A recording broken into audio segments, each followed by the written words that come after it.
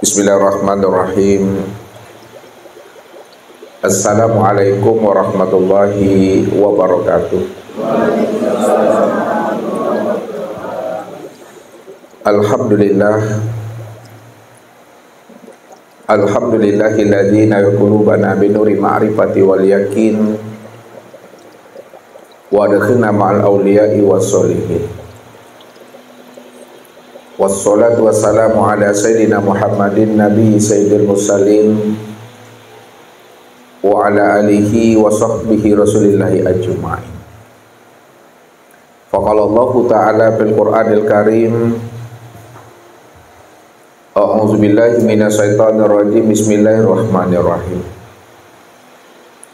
Sanurihim ayatina fil afaq wa fi anfusihim hatta yatabayyana lahum annahul haqq wa fil ardi ayatul lil muqinin wa fi anfusikum afala tubsirun.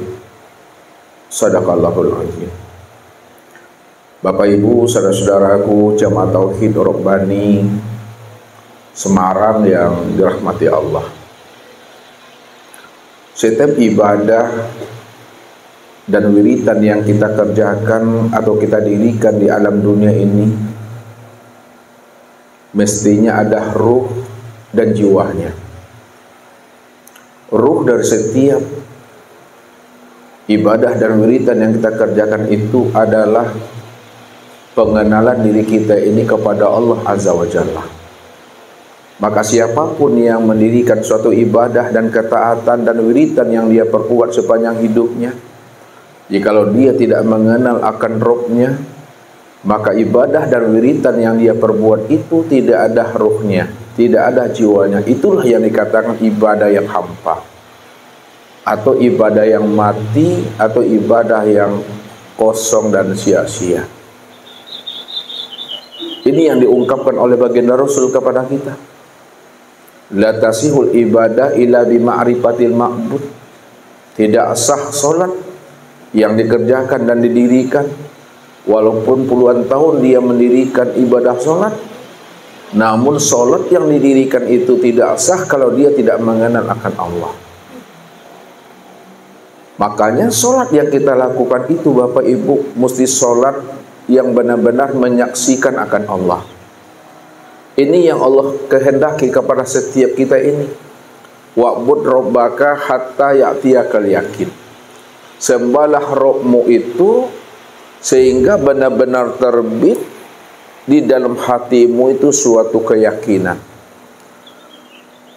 Kalaulah kita beribadah kepada Allah, mesti terbit di dalam hati kita itu suatu keyakinan. Lalu mana yang dikatakan yakin itu menurut Nabi? Yang dikatakan yakin itu menurut Nabi Bapak Ibu adalah al-imanu kulluh. Itu adalah iman yang sempurna. Kalaulah keyakinan itu dikatakan iman yang sempurna dari setiap ibadah dan ketaatan yang kita kerjakan, lalu iman yang sempurna itu bagaimana pula menurut Nabi? Iman yang sempurna menurut Nabi itu Bapak Ibu adalah al-iman antuk minu biru'yatillah. Iman yang sempurna itu di mana masing-masing kita ini sudah mampu mengenal, berliqah, bermusyahadah dan bermuwajahah dengan Allah. Iman yang sempurna itu di mana Bapak Ibu itu sudah menyaksikan Allah yang diibadati. Makanya solat yang tidak menyaksikan Allah itu dikatakan namanya solat yang mengkhayal, solat yang melamun. Bagaimana hatinya itu akan hadir kepada Allah kalau dia itu belum mengenal, belum berjumpa, bersua dan bertatap wajah dengan Allah. Maka disinilah sebenarnya penekanan baginda Rasul Nabi Muhammad sallallahu alaihi wasallam kepada umatnya ini. Apa kata baginda Rasul kepada kita? Anta'budallah ka'annaka tarahu. Sembahlah olehmu Allah itu seolah-olah kamu melihatnya. Makna ka'annaka itu benar-benarlah kamu itu menyaksikan Allah yang kamu ibadati itu. Makanya puncak daripada ibadah dan ketaatan yang kita perbuat, salah satunya adalah ibadah sholat. Benar-benar ibadah sholat itu adalah ibadah yang menyaksikan Allah. Sebab Allah itulah sebenarnya ruh dari setiap ibadah dan wiritan yang kita kerjakan. Makanya Nabi pernah membuat suatu perumpamaan dan contoh. Ya, kita ambil hikmah dan iktibar yang disampaikan Rasul kepada kita ini. Karena Rasul memandang dan melihat umatnya sama-sama mendirikan ibadah sholat. Apa kata baginda Rasul? Ada dua orang di antara umatku, sama-sama dia mendirikan ibadah sholat. Cara berdirinya di dalam sholat sama, cara rukunya di dalam sholat juga sama, cara iktidal, sujud dan duduknya tidak berbeda. Akan tetapi sholat di antara mereka berdua bagaikan langit dengan bumi. Apa maknanya itu? Dia sama-sama sholat, berdirinya sama, rukuknya sama, iktidalnya sama, sujud dan duduk nggak berbeda. Tapi kenapa sholat di antara mereka berdua itu kualitasnya, mutunya bagaikan langit dengan bumi? Itu maknanya, yang satu sholatnya itu benar-benar menyaksikan Allah. Hadir hatinya itu menyaksikan Allah. Yang wujud, yang terang dan yang nyata. Sempurna pada dirinya. Dan yang satu sholatnya itu lalai, belusukan. Sholat yang mana hatinya itu benar-benar buta. Sholat yang menghayal. Karena mereka yang lalai ini, dia tidak melihat, dia tidak menyaksikan, dia belum bertatap wajah dengan Tuhannya. Makanya yang satu yang melihat ini ada ruhnya, yang satu tidak melihat, tidak ada ruhnya. Itulah sholat yang mati. Dan inilah yang diungkapkan oleh baginda Rasul kepada kita, Bapak Ibu. Sayati zamanun ala ummati yusalluna wala yusallun. Akan datang nanti suatu masa kepada umatku setelah aku tiada, di mana umatku itu mendirikan ibadah sholat yang wajib dan yang sunnah, tapi sebenarnya mereka itu belum sholat. Tubuhnya saja yang berdiri, rukuk dan iktidal. Tubuhnya saja yang sujud dan duduk. Akan tetapi mereka sebenarnya belumlah sholat. Inilah yang dikatakan Allah itu kepada mereka. Sholat mereka itu taubahnya hanyalah bertepuk tangan dan bersiul saja. Ini Allah katakan. Mukaan wa taswiyah. Sholatnya hanya taubahnya bertepuk tangan dan bersiul saja. Mereka baru sebatas mengerjakan perbuatan sholat, tapi sebenarnya belum sholat. Hatinya belum hadir kepada Allah. Ruhaninya belum ingat kepada Allah. Maka dalam penyampaian kaji, itu baru sebatas melakukan perbuatan sholat.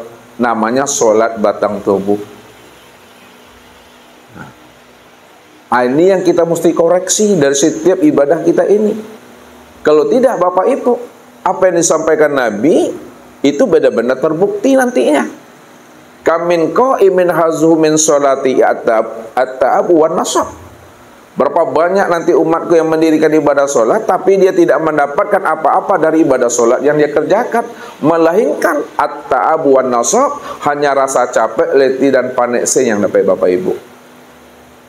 Kalau bahasa ustadznya Bapak Ibu, la uzur badani, lausang badan ini, dah lapuk, dah reot badan ini kena rajin beribadah, tapi tidak menghasilkan apa-apa buat dirinya, tidak memberi faedah buat dirinya. Inilah ibadahnya orang yang tertipu. Wa hum yahsabuna annahum yuhsinuna sun'a. Mereka mengira dan menyangka telah melakukan amal yang terbaik, sebenarnya mereka sudah tertipu dengan diri dan amal mereka sendiri, kata Allah. Kalau bahasa Ustaz, takicu dengan tarang namanya Bapak Ibu. Lihat tak tahu Bapak Ibu artinya takicu dengan tarang? Tanyakan sama Pak Ardi. Ya. Kalau takicu di Nanggalo biasa tuh Bapak Ibu, gelap. Kita berjalan tengah malam lewat sini, ya, masuk kaki kita ini di lubang gitu, kena gelap, itu biasa. Tapi kalau kita berjalan di siang hari, ya, angin malangkang namanya Bapak Ibu, masuk juga kaki kita ke lubang di jalan sebesar itu, lubang masuk juga kita ke dalam atu, namanya butuh sangi, itu dah benar-benar buta, itu dah. Kalau karam kita di tengah lautan biasa, tapi kalau karam di tepi lautan sakit betul hati itu. Kalau kita karam di tengah lautan kan biasa tuh, karena di tengah lautan. Ini di tepi lautan kita karam. Beda warnanya Bapak Ibu tuh. Jadi jangan kita mengira dan menyangka serta menganggap bahwa kita telah melakukan amal yang terbaik, padahal kita sudah tertipu dengan amalan diri kita sendiri. Lalu bagaimana supaya amal kita ini tidak tertipu? Diri kita juga tidak tertipu dengan diri dan amal kita sendiri. Maka hendaklah kita ini benar-benar mengenal Allah dengan pengenalan yang sempurna, zahir dan batin. Kalau kita sudah mengenal Allah dengan pengenalan sempurna Bapak Ibu, maka ibadah yang kita lakukan itu, itulah yang dikatakan ibadah yang nikmat, ibadah yang bermanja-manja kepada Allah. Asik Bapak Ibu. Benar-benar ruhani dan jiwa kita itu di dalam dekapan kandungan rahman dan rahimnya Allah itu. Tapi kalau kita tidak mengenal Allah, bagaimana hati dan rohani kita itu akan muncul namanya sifat mahabbah, rindu dan bermanja-manja dengan Allah.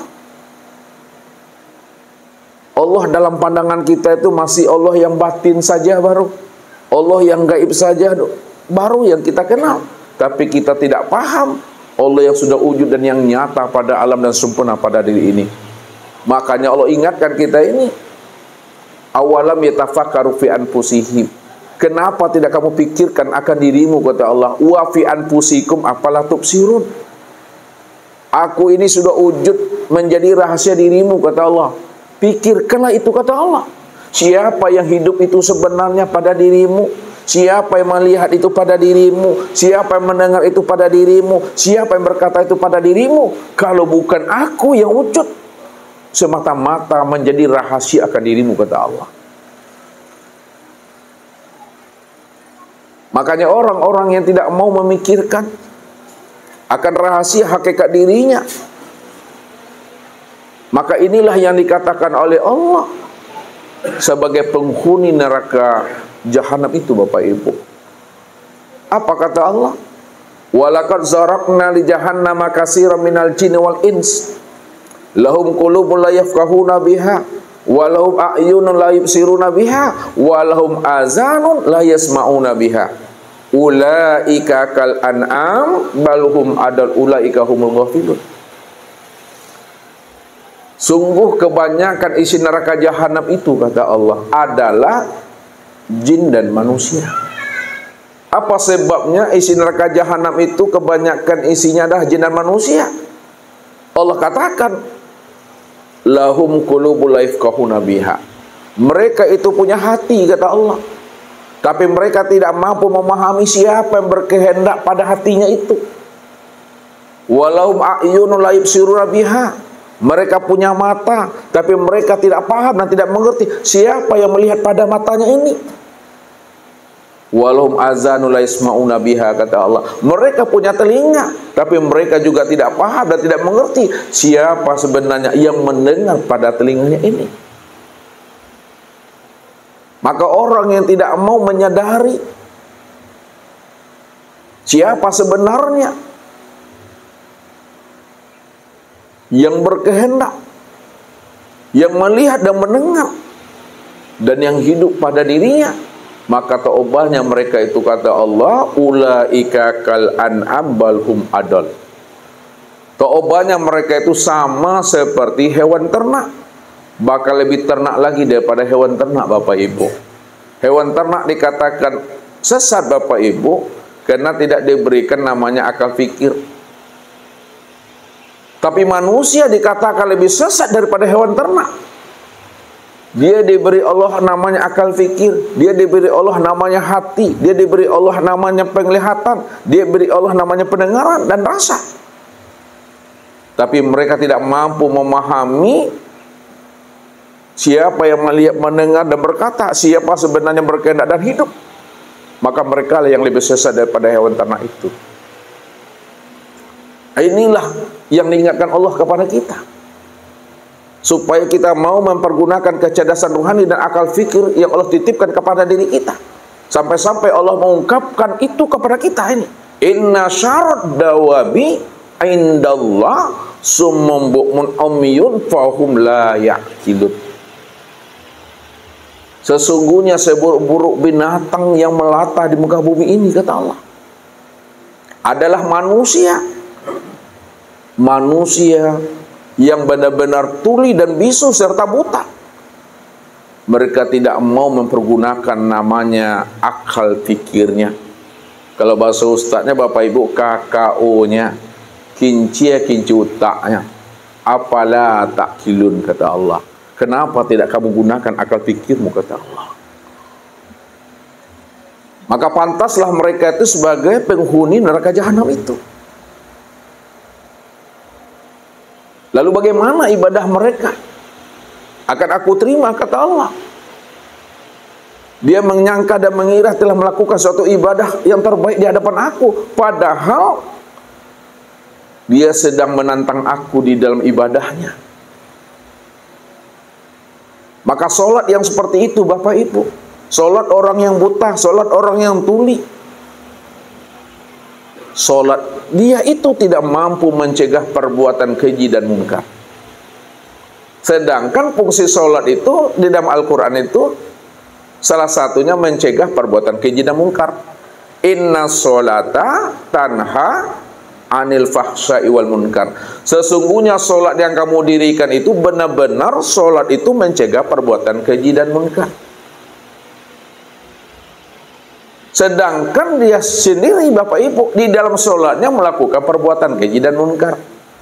Di mana dia melakukan perbuatan keji dan munkar di dalam sholatnya itu?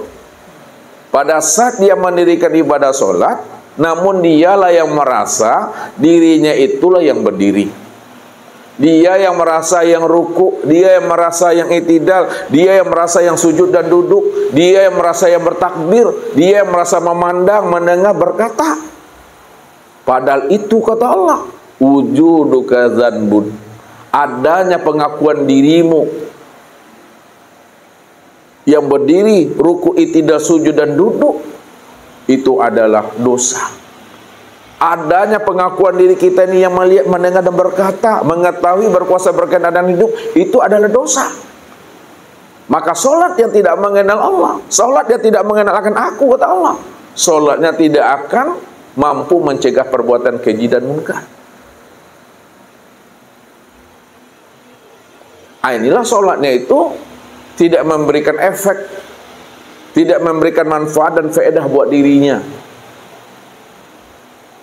sehingga ibadahnya itu menjadi amal ibadah yang hampa dan sia-sia, Bapak Ibu. Jadi sore ini, Bapak Ibu, ya, sambil menunggu waktu maghrib masuk, kita mencoba untuk memahami bagaimana jalan kita itu, ya, bisa mengenal akan Allah. Karena mengenal Allah itu amat sangat mudah, Bapak Ibu. Kalau ada Bapak Ibu sulit kali mengenal Allah, itu bukan karena Allahnya. Yang membuat sulitnya jemaah itu mengenal Allah itu karena gurunya saja itu, ya. Tapi bukan ustaz. Untuk lebih pahamnya tunggulah pesan-pesan berikut ini. Tuh, Kak.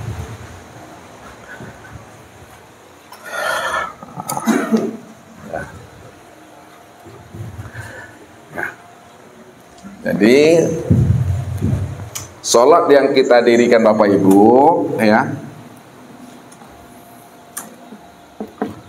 supaya salat kita itu mampu mencegah perbuatan keji dan mungkar, maka salat kita itu adalah salat yang mesti mengenal Allah lebih dahulu. Nah, salat kita itu mesti mengenal Allah lebih dahulu. Sebab apa? Sebelum Allah memerintahkan kita untuk mendirikan ibadah sholat, Allah lebih dahulu memerintahkan kita itu untuk mengenali akan dirinya. Allah memperkenalkan dirinya kepada Nabi dan Rasulnya untuk disampaikan kepada hambanya yang belum mengenal akan dirinya melalui lisan para Nabi dan para Rasul. Apa kata Allah? Innani anallah.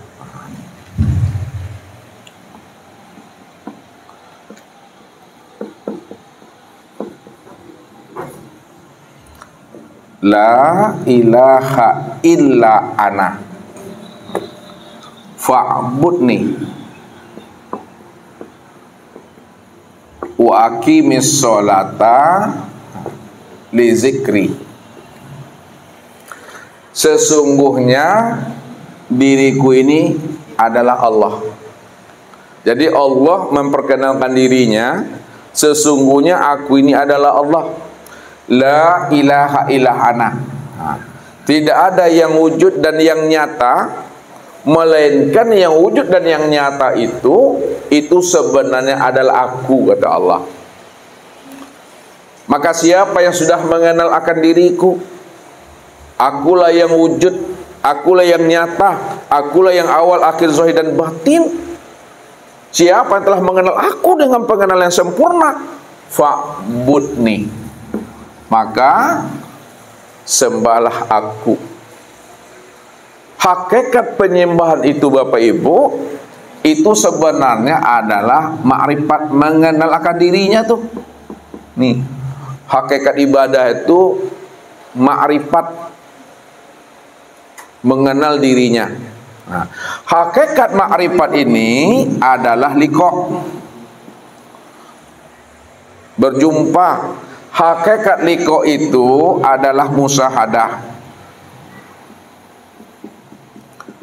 menyaksikan. Hakikat musyahadah itu adalah muwajjahah, bertatap wajah. Makanya ketika kita telah mengenalnya, kita telah berjumpa dengan dirinya, kita telah bertatap wajah dengan dirinya, disebabkan karena kita sudah menyaksikannya, barulah Allah katakan wa aqimis sholata li zikri. Maka dirikalah sholat itu benar-benar sholat yang ingat akan diriku. Makanya syarat ingat itu ma'rifat. Tak mungkin seseorang itu bisa mengingat akan Rabb-nya. Tak mungkin seseorang itu bisa mengingatkan Allah kalau dia belum mengenal Allah itu lebih dahulu. Dan tak mungkin pula dia bisa mengenal Allah itu kalau belum berjumpa dengan Allah. Dan tak mungkin pula dia bisa berjumpa dengan Allah kalau dia belum menyaksikan Allah. Dan tak mungkin pula dia menyaksikan Allah kalau dia belum bermuwajahah dengan Allah. Jadi syaratnya bisa kita ingat Allah itu bermuwajahah, bermusyahadah, berliqa dan bermakrifat. Inilah sholat yang ingat itu. Tanpa pengenalan diri kita kepada Allah, maka ibadah kita itu tidak ada ruhnya, tidak ada jiwanya. Itulah ibadah yang lalai, ibadah yang kosong. Sampai-sampai Nabi mengatakan, kamin qa'imin hazumin sholati at-ta'ab wan nasab. Berapa banyak nanti umatku mendirikan sholat, tapi dia tidak mendapatkan apa-apa dari sholatnya, melainkan rasa capek, letih dan panekse yang dapat Bapak Ibu. Walaupun badan ini dah uzur, badan ini dah lapuk, badan ini dah tua, kena rajin beribadah, namun kena ibadah itu tidak ada rohnya, ibadah itu tidak ada jiwanya. Disebabkan karena tidak mengenal Allah, maka ibadahnya itu menjadi ibadah yang mati, hampa dan sia-sia. Jadi sholatnya kata Allah bagaikan orang yang bertepuk tangan dan bersul saja, tidak memberikan manfaat dan faedah. Bahkan selama dia mendirikan sholat, dia selalu berbuat mungkar di hadapan Allahnya.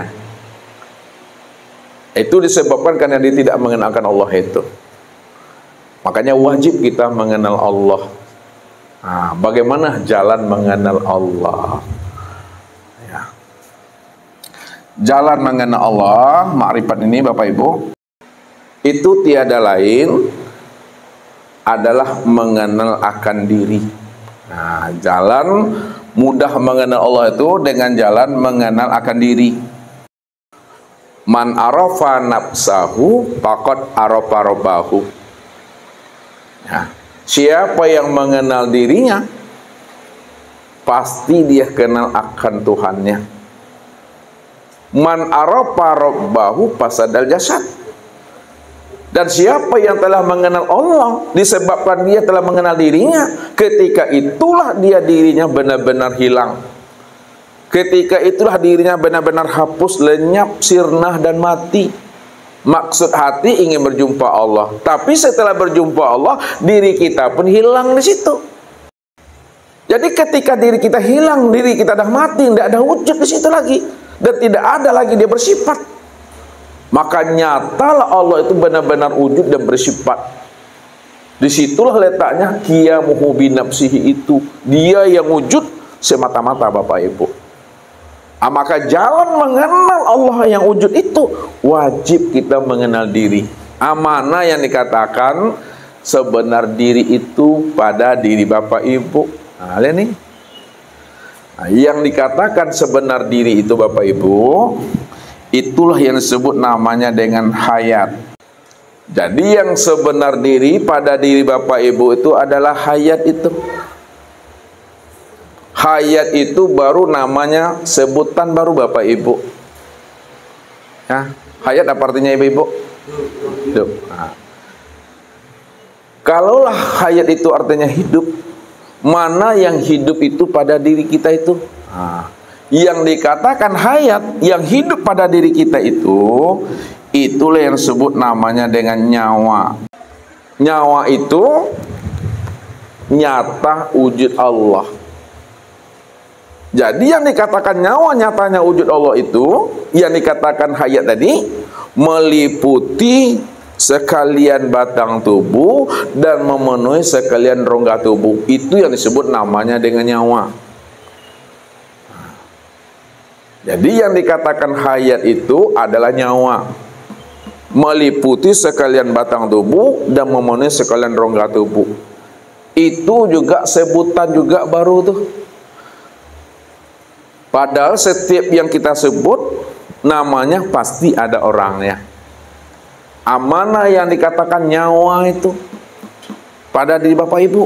Yang dikatakan nyawa itu pada diri Bapak Ibu, itulah yang disebut namanya dengan napas. Kadang payah Bapak Ibu mencari namanya si hayat, payah Bapak Ibu mencari namanya si nyawa pada diri. Padahal setiap waktu, setiap saat dan detik kita ini bernapas, turun naik ini. Yang turun naik ini, yang keluar masuk nih, itulah yang dikatakan nyawa. Nyawa itu dia katakan yang si hidup itu. Yang hidup itu yang diri. Namun mana yang dikatakan nafas? Yang turun naik itu nafas, yang keluar masuk nafas. Yang mana tuh sebenarnya yang nafas, yang turun naik, yang keluar masuk itu?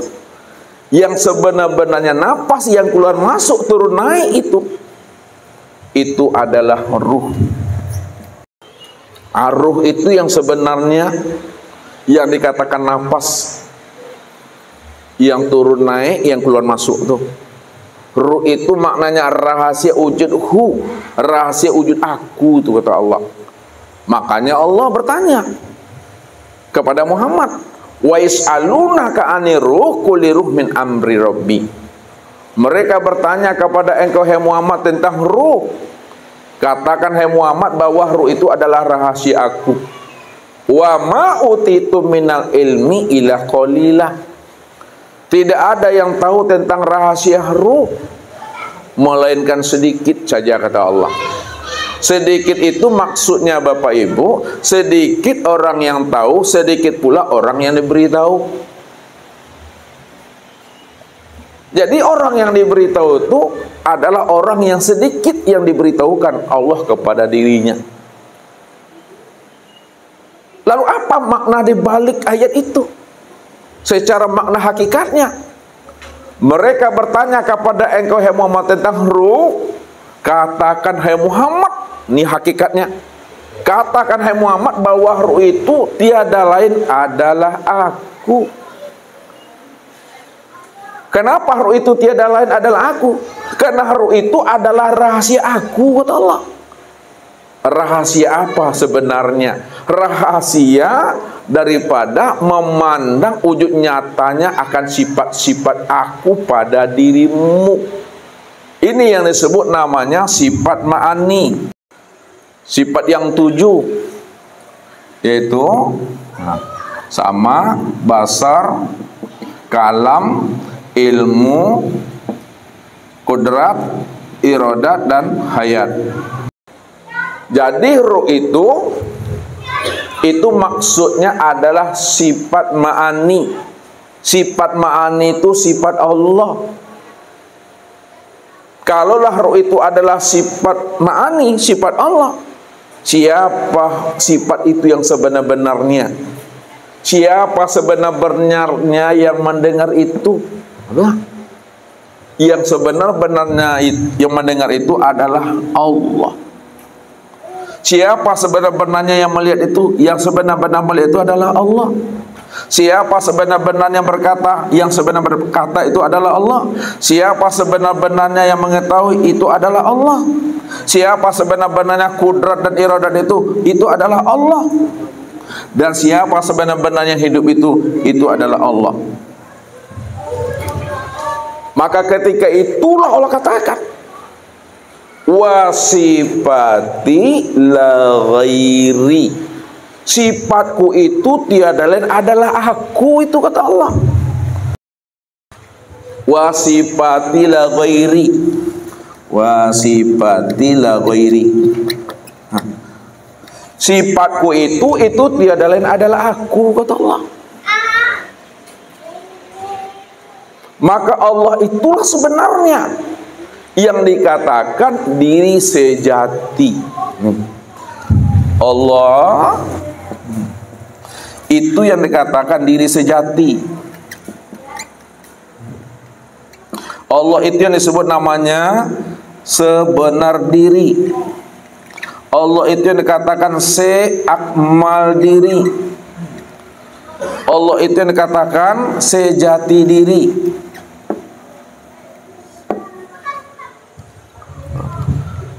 Jadi yang dikatakan sejati diri, diri sejati, seakmal diri, diri yang sebenar-benar diri, itu tiada lain adalah Allah. Yang Allah itu adalah aku.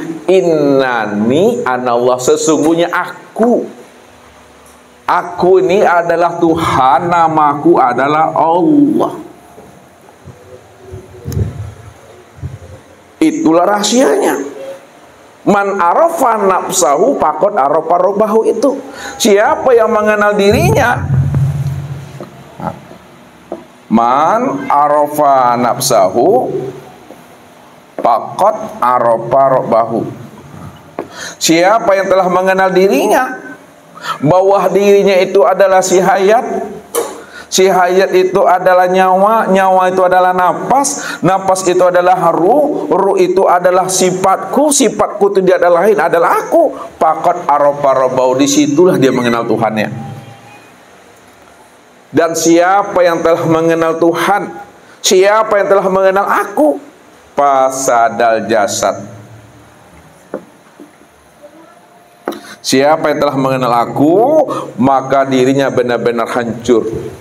Dirinya benar-benar fana, dirinya benar-benar lenyap, dirinya benar-benar sirna. Kalaulah dirinya itu benar-benar fana, sirna, dan lenyap, maka siapa yang wujud sebenar-benarnya, Siapa yang bersifat sebenar-benarnya? Yang sebenar-benar wujud dan bersifat itu tiada lain adalah Allah. Kalau Allah itu wujud, mana wujudnya? Bagaimana bentuk dan rupanya? Karena setiap nama pasti ada orangnya. Disebut spidol, ini orangnya. Sebut mic, ini orangnya. Sebut papan tulis, ini orangnya. Disebut tangan, ini orangnya. Disebut Allah, yang mana orangnya. Inilah yang Allah bukakan rahasia tentang kewujudan dirinya. Apa kata Allah? Untuk mengenal yang aku bernama Allah itu, kata Allah, kullu syai'in halikun illa wajahahu. Tiap-tiap segala sesuatu, apapun bentuk dan rupanya, apapun namanya, hakikatnya adalah halikun, tidak pernah ada. Kalaulah setiap segala sesuatu, apapun bentuk dan rupanya, apapun namanya, hakikatnya itu nggak pernah ada, kata Allah. Kalaulah sesuatu itu tidak pernah ada, lalu siapa yang ada? Illa wajahahu, yang sebenar-benarnya ada itu adalah aku, kata Allah. Kalau Allah yang sebenar-benar wujud dan yang ada, lalu bagaimana wujudnya? Allah itu adalah wujud pada segala yang ada ini. Dan segala yang ada ini, itulah nyatanya kezohiran memandang akan wujud dirinya. Kenapa Allah itu segala yang wujud? Dan segala yang wujud adalah kenyataan untuk memandang akan kezohiran dirinya. Karena dialah sebenar-benarnya wujud yang ahad. Allah itu benar-benar wujud yang ahad, wujud yang benar-benar tunggal, esa, tiada berbilang. Ini yang Allah utarakan tentang keahatan dirinya di dalam surah Al-Ikhlas. Qul huwallahu ahad. Qul huwallahu ahad. Katakanlah bahwa Allah itu benar-benar ahad. Ahad ini yang dikatakan namanya esa. Esa itu adalah satu, satu itu maknanya tunggal. Tunggal itu maknanya tiada berbilang. Tiada berbilang itu maknanya hanya dia satu-satunya. Hanya dia satu-satunya itu maksudnya tidak ada diri yang lain selain daripada dirinya. Tidak ada diri yang lain selain dirinya. Kalau tidak ada diri yang lain selain dirinya, itu maknanya dialah yang wujud secara mutlak. Nah, secara mutlak, wujud mutlak. Kalau dia yang wujud secara mutlak, maka dialah yang semata-mata. Bapak Ibu, semata-mata dia. Lalu Ustaz bertanya sama Bapak Ibu, kalau dia adalah wujud yang semata-mata, karena dia mutlak, tidak ada diri yang lain selain daripada dirinya, hanya dia satu-satunya, dia tunggal ahad esa dan esa satu-satunya. Ustaz mau bertanya Bapak Ibu, adakah yang wujud selain Allah? Ada atau tidak? Tidak. Kalau tidak ada yang wujud selain Allah, pertanyaan yang kedua, adakah diri Bapak Ibu selain diri Allah? Ada atau tidak? Tidak. Terakhir, kalau tidak ada diri yang lain, ya, kalau tidak ada diri Bapak Ibu selain diri Allah, lalu siapa sebenar-benarnya diri Bapak Ibu ini?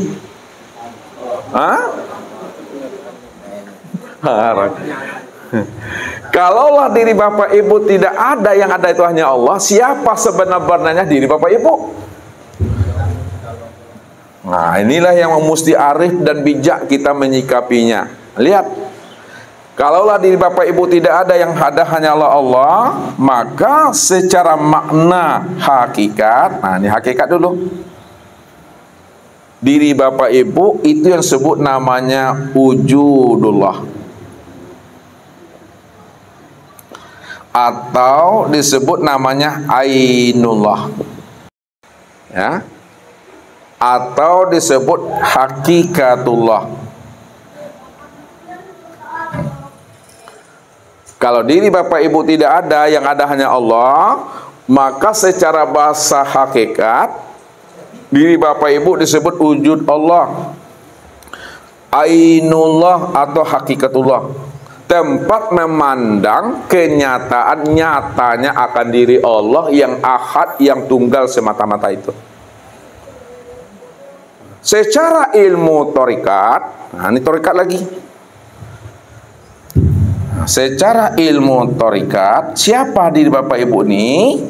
Diri Bapak Ibu ini secara ilmu torikat disebut namanya mir'atillah, cermin Allah, tempat memandang akan bentuk dan rupa diri Allah. Makanya dikatakan Allah wa khalaqa Adam kasuratihi, wa khalaqa Adam kasuratihi, wa khalaqal insan ala suratir rahman. Yang pertama, kalaulah diri Bapak Ibu ini dalam bahasa terikat adalah cermin Allah, tempat memandang rupanya Allah, maka di situ Allah menjelaskan dan dijadikan Adam itu adalah sesuai dengan gambaran rupa diriku. Yang kedua, dijadikan insan itu juga sesuai dengan gambaran rupa Ar-Rahman. Ar-Rahman itu adalah Allah. Kenapa? Karena dia cuma yang wujud, dia cuma yang ada. Kalau dia yang wujud dan dia cuma yang ada, maka dirinya yang tampak, dirinya yang terlihat pada segala yang wujud dan segala yang ada ini. Sebab apa? Segala yang wujud dan segala yang ada itu adalah cermin untuk memandang rupa akan dirinya sendiri. Ustaz mau nanya sama ibu-ibu.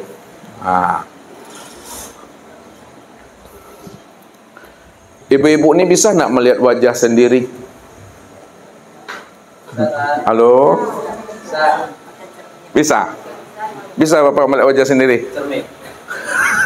Sekarang nih, duduk sekarang nih, bisa atau tidak? Nah, itulah buktinya diri Bapak Ibu tuh nggak ada. Nah, kalau dibilang bisa, kapan Bapak Ibu bisa melihat wajah sendiri? Ketika ada maka cermin itulah tempat memandang akan wajah rupa sendiri. Nah, sekarang diri Bapak Ibu itu tidak ada, yang ada hanya Allah.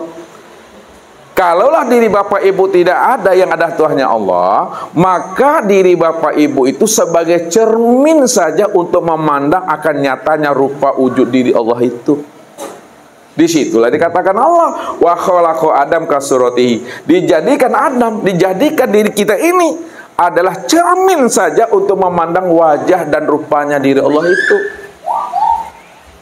Karena dia yang ada, maka dirinya lah yang terlihat pada cermin itu. Contoh, ini contoh tadi ini. Ibu-ibu juga lagi nih. Ketika ibu-ibu tadi di kamar pakai lempong siti, lihat tuh lempong siti. Ya, kalian siti pakai gincu, pakai ini bedak. Nah, ya. Ketika Bapak Ibu bercermin tadi, kelihatan tak diri Ustadz di dalam cermin itu tadi pada saat ibu-ibu bercermin? Tidak. Apa sebabnya tidak kelihatan diri Ustadz di dalam cermin ketika ibu-ibu bercermin tadi di hotel tuh? Kenapa tidak terlihat diri Ustadz di dalam cermin ketika ibu-ibu bercermin tadi di hotel? Itu dia jawabannya. Karena yang bercermin itu bukan Ustadz. Yang bercermin itu saya, Ustadz. Kalau saya yang bercermin, maka diri saya lah yang nampak pada cermin itu. Tak mungkin pula diri Ustadz. Paham ya?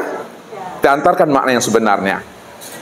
Sekarang ya, Allah yang wujud semata-mata. Wujud semata-mata itu apa maksudnya tadi itu? Hanya dia satu-satunya. Adakah yang lain selain dirinya? Ada. Allah yang wujud semata-mata. Kalau Allah yang wujud semata-mata, sedangkan alam dan diri Bapak Ibu ini adalah sebagai cermin. Kalaulah diri bapak ibu ini sebagai cermin, sedangkan Allah yang wujud semata-mata, ketika Allah bercermin, diri siapa yang nampak pada cermin itu? Diri Allah. Mana yang dikatakan cermin Allah yang melihat nampaknya diri Allah pada cermin itu? Mana yang dikatakan cermin Allah sebagai tempat memandang tampaknya diri dan rupa diri Allah tuh? Alam dan manusia ini. Manusia, diri bapak ibu inilah sebagai cermin tempat memandang nyatanya akan rupa diri Allah itu. Itu secara bahasa apa tadi itu? Secara bahasa tarikat cermin Allah. Karena dia cuma yang ada, maka dirinya lah yang nampak pada cermin.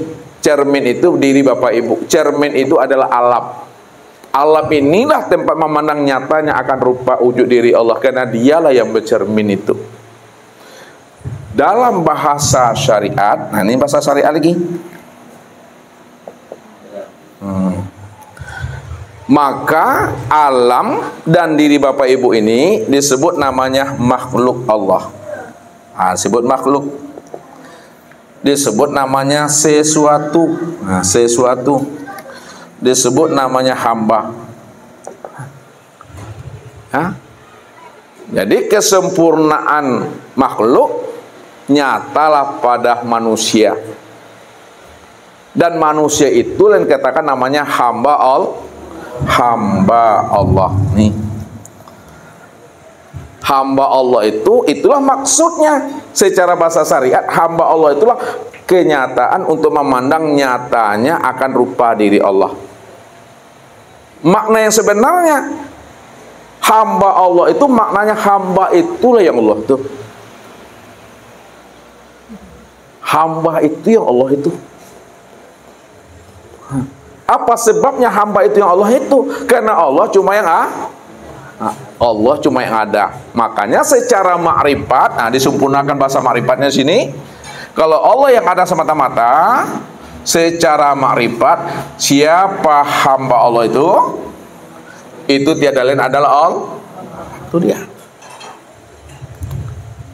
Apakah bapak ibu mengaku Allah? Apakah bapak ibu jadi Allah? Enggak. Kalau bapak ibu bukan mengaku Allah dan bukan pula jadi Allah, lalu apa makna yang tersembunyi di balik kata-kata yang bapak ibu sampaikan tadi sama ustaz tuh? Apa makna yang tersembunyinya? Hah? Iya betul, tajalli tadi. Tajalli Allah, cermin Allah, hamba Allah. Rahasia Allah. Maknanya, lihat. Ketika ustaz bilang bapak ibu kan tidak ada, yang ada hanya Allah kan? Lalu siapa di bapak ibu tuh? Allah. Kan begitu tadi itu. Lalu ustaz munculkan pertanyaan. Ketika bapak ibu bilang Allah, apakah bapak ibu ngaku Allah? Tidak. Apakah bapak ibu jadi Allah? Tidak. Kalau tidak, kenapa bapak ibu mengatakan Allah? Apa makna di balik kata itu? Lihat. Makna di balik kata itu, ketika ibu mengatakan Allah, pada saat ustaz bertanya, kata ini ustaz, saya katakan Allah, hanya memberikan pemahaman dan penjelasan kepada ustaz bahwa Allah sajalah yang ada semata-mata, diriku ini tidak pernah ada. Kalau Allah yang ada semata-mata, diriku tidak pernah ada, maka diriku inilah yang disebut namanya tajalli Allah, kenyataan Allah, tempat memandang dirinya Allah. Kalaulah diriku ini adalah kenyataan Allah, tempat memandang dirinya Allah, sebenar-benarnya diri aku inilah sebenarnya Allah itu. Namun kata-kata ini bukan mengatakan kepada bapak ibu, aku ini Allah, aku jadi Tuhan, enggak. Untuk memberikan pemahaman saja, Allah yang benar-benar ada, kita tidak pernah ada. Kapan bapak ibu tidak pernah ada? Sejak mula adanya nggak pernah ada. Kapan sejak mula adanya di bapak ibu tidak pernah ada? Sejak Allah wujud, sejak Allah menyatakan dirinya innani anallah, sejak itulah diri bapak ibu nggak pernah ada. Jadi kalau Allah yang wujud, Allah yang nyata, Maka Allah itu segala yang wujud dalam bentuk rupa yang berbeda, wujud yang lain dan nama yang bermacam-macam. Maka kenalilah tahwil, penyamaran akan diri Allah. Allah itu segala yang wujud, dan segala yang wujud itulah nyatanya memandang akan diri Allah. Ini wujud Allah kan namanya?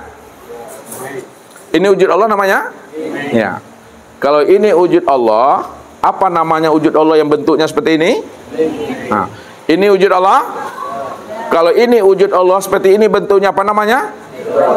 Itu dia. Ini juga wujud Allah. Kalau seperti ini bentuknya apa namanya nih? Insan.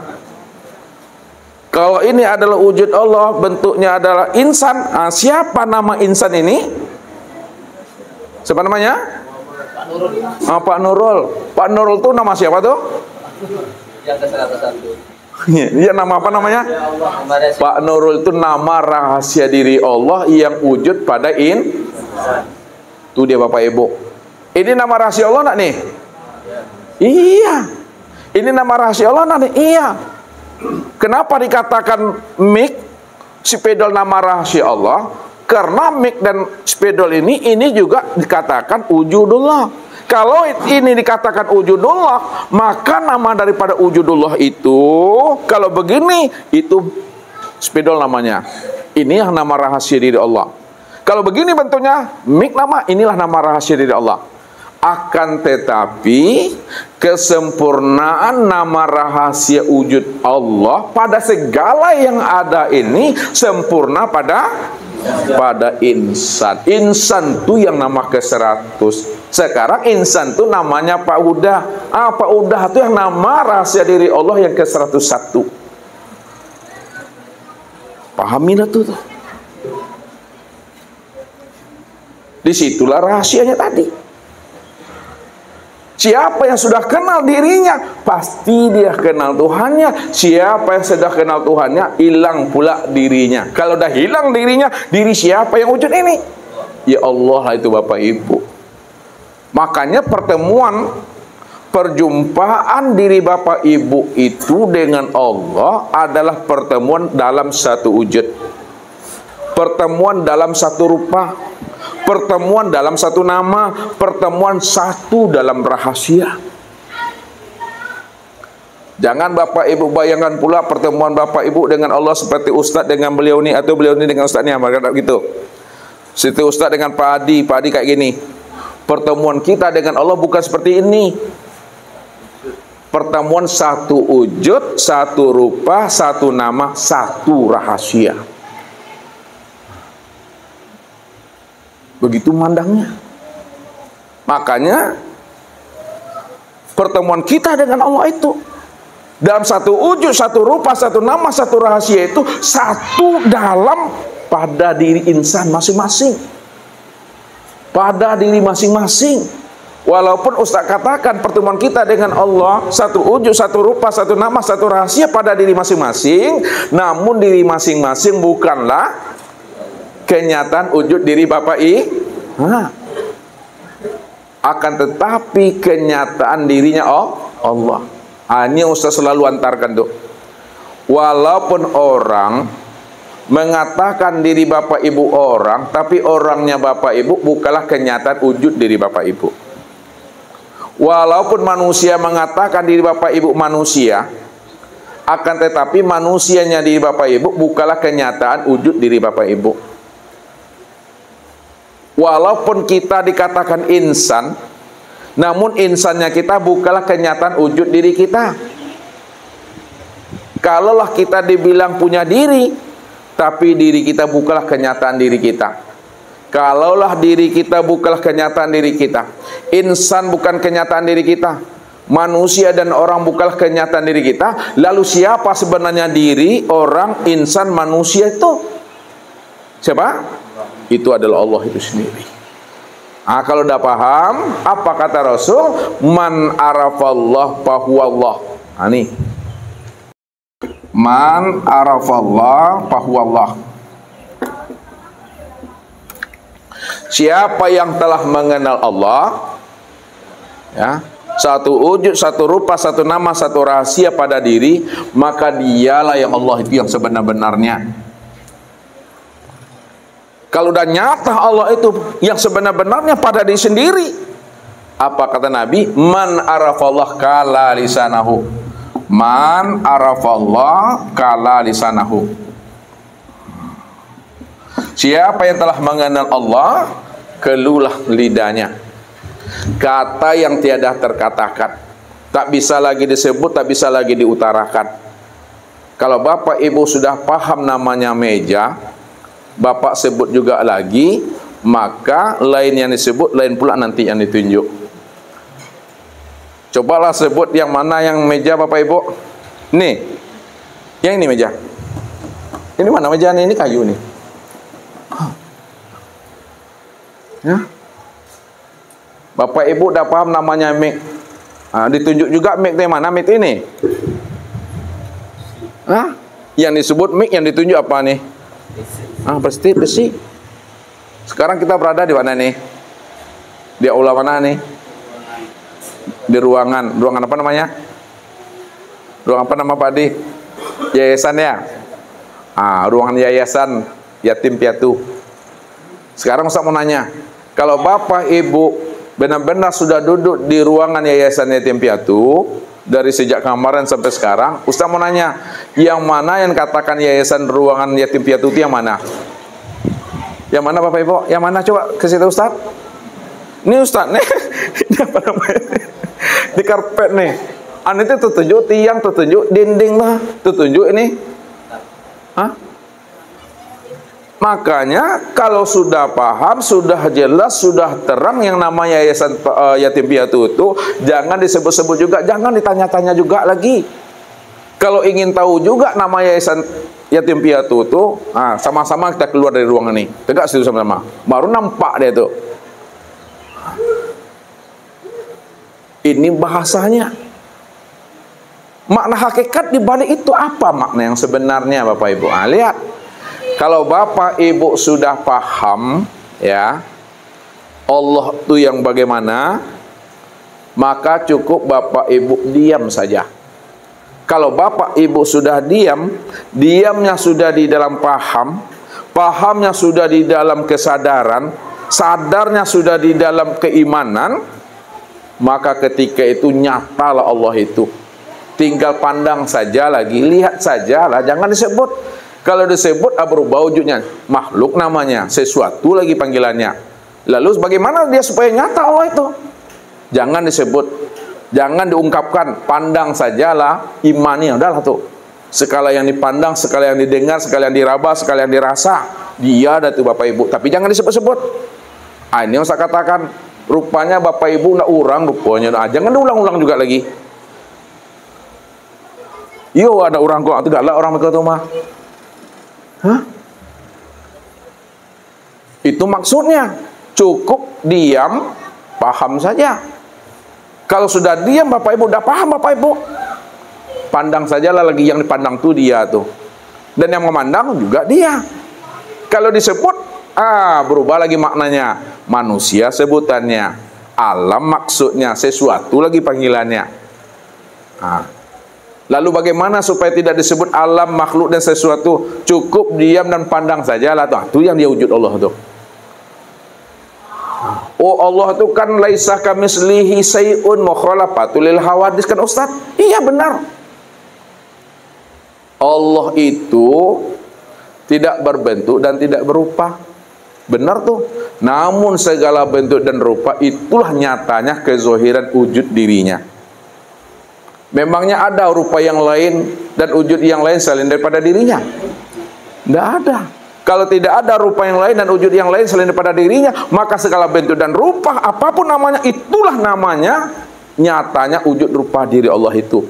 Ketika itu diam saja lagi, jangan disebut-sebut. Kalau disebut dia bersifat, dia kembali. Ini yang usah antarkan dengan bahasa kias. Pandang Allahnya apa yang dilihat oleh mata, dan jangan melihat apa yang dipandang oleh mata. Apa maksudnya tuh? Pandang Allahnya apa yang dilihat oleh mata. Maksudnya, segala yang kita pandang, itulah nyatanya akan rupa diri Allah. Dan jangan melihat apa yang dipandang oleh mata. Kalau kita melihat apa yang dipandang oleh mata, maka yang terpandang adalah suami, istri, anak, cucu, menantu. Yang terpandang adalah makhluk dan sesuatu. Tapi pandang Allahnya. Pada alam, pada sesuatu, pada suami dan istri. Rupanya suami, istri, alam dan sesuatu, itulah nyatanya akan rupa diri Allah itu. Ketika itu diam saja lagi Bapak Ibu. Itu maksud Ustaz tuh. Karena mengeluarkan bahasa hakikat dengan kata-kata sulit Bapak Ibu. Ya, panik aku caranya memuka itu. Makanya mengartikan bahasa Tuhan, memahami bahasa Tuhan dengan Tuhan. Ya. Memahami bahasa Tuhan itu dengan Tuhan, tidak bisa dengan kita. Maka ambillah iktibar, ambillah isyarat dari setiap apa yang Ustaz keluarkan ini. Diambil dengan rasa memahami, jangan dengan logika. Kalau dengan logika, apa yang paling lalai beko Bapak Ibu tuh, capek tuanya awak muda baru. Lah ngerti Ustaz tuh, capek tuanya awak masih muda baru. Cepat tuanya. Maka jangan dipertua-tua diri Bapak Ibu. Bapak Ibu akan tua juga tuh. Jangan dituakan diri itu. Jangan dituakan diri. Ya. Jadi banyak tumbuh uban di kepala nanti itu. Itu maknanya apa? Jalani aja lah. Nikmati. Itu bahasa Ustaz tuh. Ya. Begitu Bapak Ibu mengenalnya. Kalau Bapak Ibu sudah mengenal Allah, maka udah ada ruhnya dari setiap sholat yang kita lakukan itu. Udah ada nyawanya tuh. Nah, nyawa dari setiap ibadah, ruh setiap ibadah, itu adalah pengenalan diri kepada Allah. Itu maksud yang sebenarnya Bapak Ibu. Jadi Bapak Ibu, Ustaz tanya lagi, sudah lihat Allah atau belum? Sudah berapa kali Bapak Ibu lihat Allah?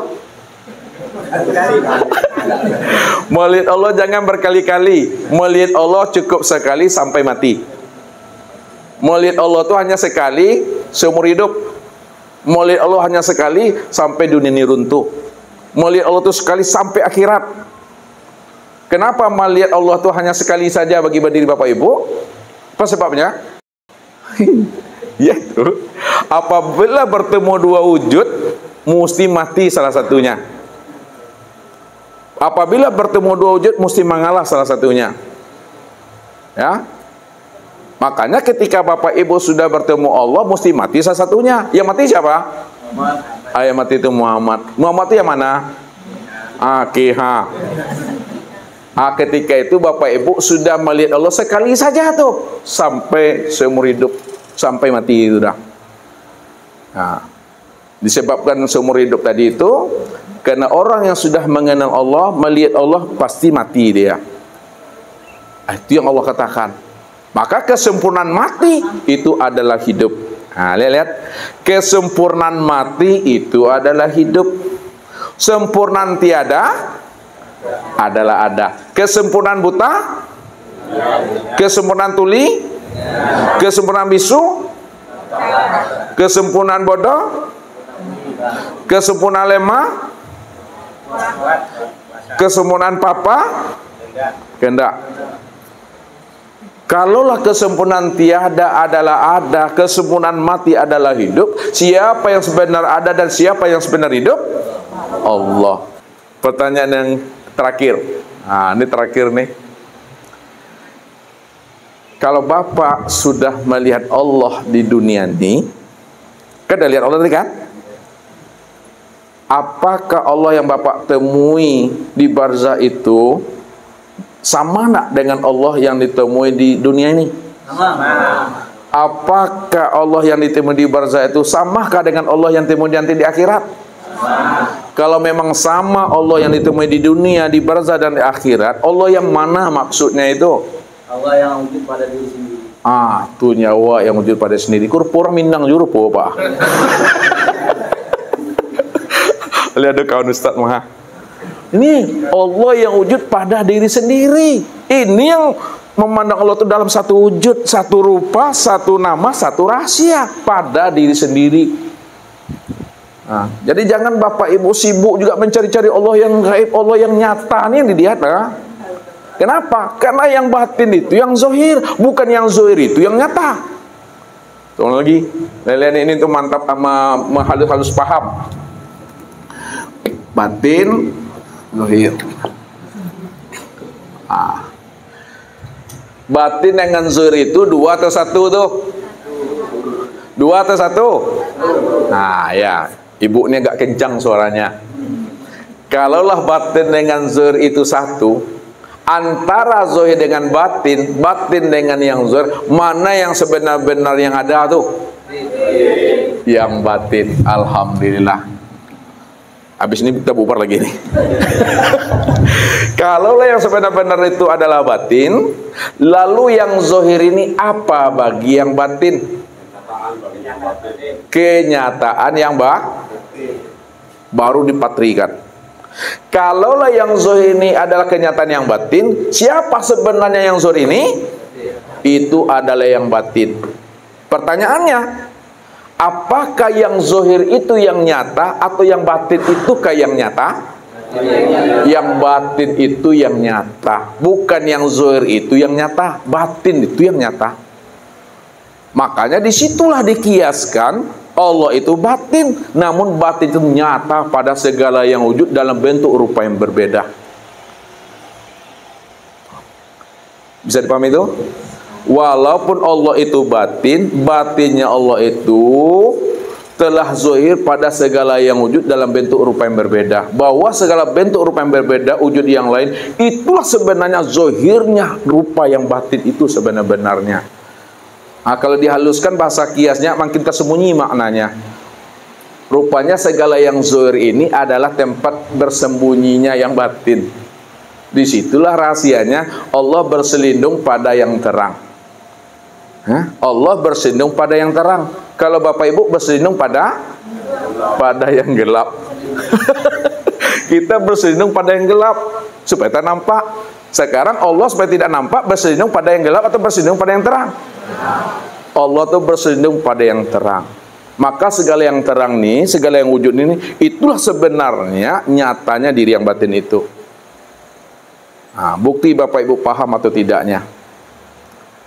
Siapa yang tidak mampu memandang Allah yang batin pada segala yang wujud, pada segala yang zahir, pada segala yang terang, apa namanya itu Bapak Ibu? Betul sangi. Tanpa Bapak Ibu sadari, Bapak Ibu udah belajar pas Minang sudah. Tanda belajarnya kalian ngerti itu. Kopiah udah dipakai nih Bapak Ibu, kopiah. Cari-cari juga kopiah mana lah kopiah ini. Dia betul sangi itu Baju lah di Kanaan, lihat tuh di Kanaan. Dipakai, dicari juga baju mana baju tadi? Baju ini tangannya, ini kaki ya ditanya juga yang mana yang kaki ini. Tuh betul sangi itu mah. Kalau udah seperti itu, pendek umur itu mah. Rumah dekat di sini nanti sampai di situ tuh atulah tandu-tandu tuh. Itu udah nyata Bapak Ibu.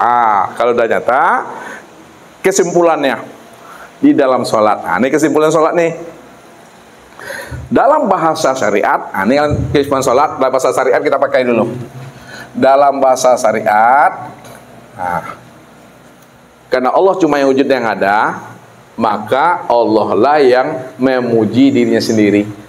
Allah yang menyembah diri sendiri. Itu bahasa syariat tuh. Karena dia cuma yang ada.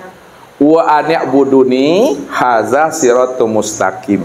Akulah yang menyembah dan memuji akan diriku sendiri. Dalam bahasa torikat, karena Allah yang ada, sholat itu Allah mengingat dirinya sendiri. Dalam bahasa hakikat, Allah menyaksikan dirinya sendiri.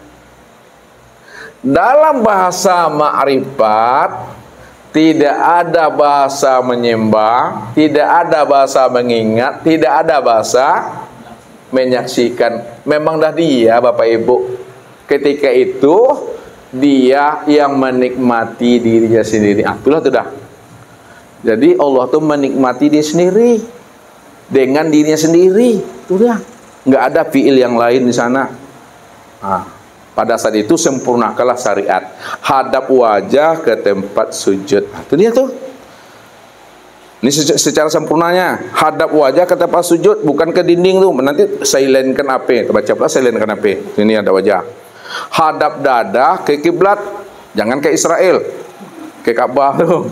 Maka hadap hati sudah hadir menyaksikan Allah pada diri sendiri.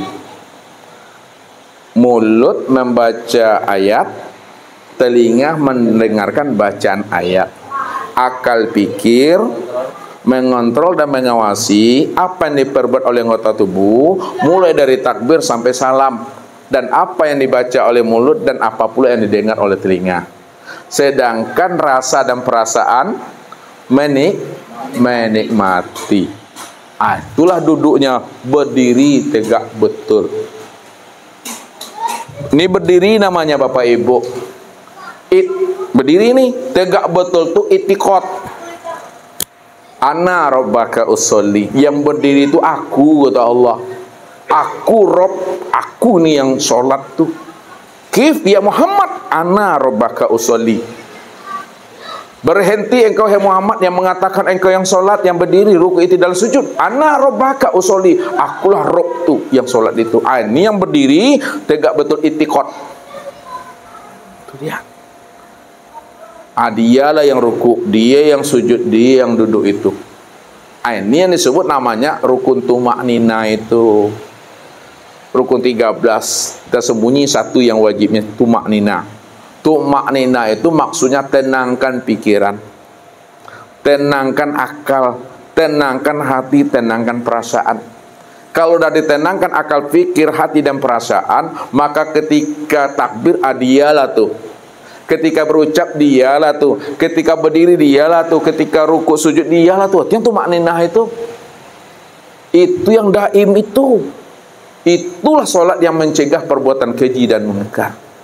Orang yang tahu yang sebenar-benarnya tentang rahasia hakikat dirinya itu tiada adalah Allah Ta'ala.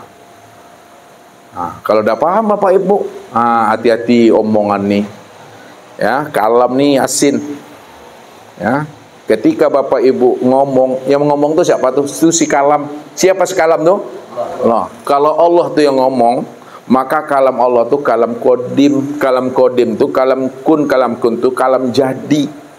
Hati-hati itu. Ada orang bawa mobil, bawa motor laju, kita bawa anak, jatuh kamu. Jatuh tuh. Jati itu. Jangan mempisona nanti luka nanti itu. Jangan melilinak, terbakar tuh. Karena kita udah kodimkan. Kita udah kodimkan, tinggal jadi lagi tuh. Makanya Nabi bilang, jangan kita berkata yang tidak baik pada diri maupun di luar diri. Melihat jenazah kah? Atau pada diri kita. Dia kenapa lah sebodoh kali. Memang betul bodoh tuh. Kenapa? Ini inna zoni abdi bi. Aku ini menurut sangka hambaku saja. Kalau sangkanya baik terhadap dirinya, baiklah tuh. Kalau sangkanya buruk, buruk tuh. Kenapa? Karena kata-kata ini mengeluarkan kata kodim. Kata kodim itu kun tuh jadi. Inilah rahasianya Nabi katakan. Fa innal malaikatu yu'ammanuna ma taqulun. Sesungguhnya malaikat itu mengaminkan apa yang kamu sebut. Kalau kita tidak bisa ngomong yang baik, apa kata Nabi? Falyakul khairan aw liyasmut. Berkata yang baik, kalau tidak bisa diamlah tuh. Diam itu selamat juga kita Bapak Ibu. Kalau kita berkata enggak selamat nanti dia orang bahaya. Itu maksudnya Bapak Ibu. Salamatul insan fi hifzil lisan. Keselamatan manusia itu terletak pada lisannya itu. Memang lidah tidak bertulang, tapi luka kena lidah lebih sakit daripada luka kena sembilu. Sembilu tahu kan? Itu tuh. Mungkin itu saja Bapak Ibu, udah capek aku jadinya. Kita buka muzakarah, mudah-mudahan kajian kita sore ini bagaimana kita bisa mampu sholat kita mencegah keji dan mungkar. Kita mesti kenali sebenarnya hakikat rahasia sholat itu adalah Allah itu. Itulah sebenarnya sholat kita ada ruhnya, sholat kita ada nyawanya. Sekarang kita lanjutkan dengan diskusi dan muzakarah. Billahi taufiq wal hidayah. Wassalamualaikum warahmatullahi wabarakatuh.